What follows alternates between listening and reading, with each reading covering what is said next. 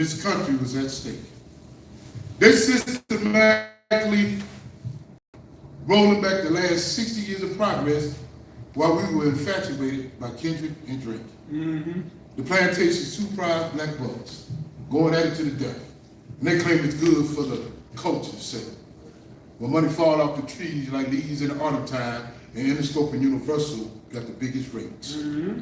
People from every race, religion, and culture voted for Trump, and most of them gonna probably live to regret it.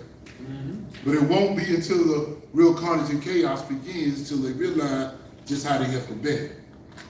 Mark your calendars on this day, because I want you to realize, remember the moment in time when I said it. Mm-hmm. And when they doors start getting kicked in on some Trump up charges, well, like my double entendre, they get. He is the convicted felon, and he president again. If we become one, they won't let us vote. They trying to open up weed dispensaries all over my state, and I can still go to jail for a gram of smoke. Ain't it funny how the law let money and power just do the fuck it want? But here's the real underlying meaning to the joke. They have to cheat to compete and treat us like sheep because they know if we come together, we really the goats. And when they're not playing chess and they're not playing checkers, they're really playing Connect Four. Moving vertically, skyscrapers and penthouses, leaving the pawn organ and crime on the ground floor. Over black or white, left or right, straight or gay, when it's really about who rich and who poor. And they looking down laughing at all our silly broke asses as they counting up all they know. And their biggest fear, if we ever come together and organize, they know we too busy hating on each other, even try. Blacks and Latinos at each other, poor white blame all people of color, and political propagandists the main reason why. Meanwhile, the corporations is busy turning all the jobs over to robotics, automation, and AI. And while we bicker and delay, they install more and more every day, watching our biggest leverage against them go bye-bye. And do you know? White folks are the real oppressed people in this country. That's why they're getting rid of affirmative action and DEI. Meanwhile, legacy, nepotism, good old boy network, still at an all-time high. You see, corporations and white supremacy work hand in hand. Stay in power, they have to perpetuate the big lie. Keep us overworked with a lack of funds, fighting over crusts and crumbs, while they make off with the majority of the pie.